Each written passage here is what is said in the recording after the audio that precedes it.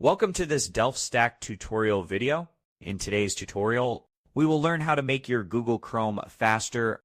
Start by opening your Google Chrome and go to Settings.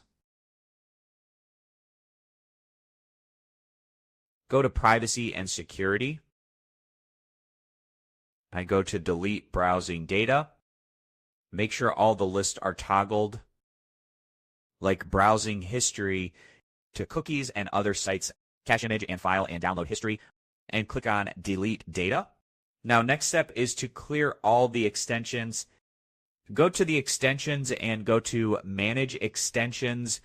Delete or remove all the unnecessary extensions. It may be slowing your Chrome. You can remove it, or you can also toggle the option off for the last option.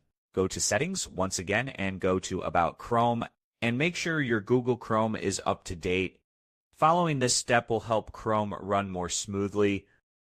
Thanks for watching, and don't forget to check out the next DelftStack tutorial videos.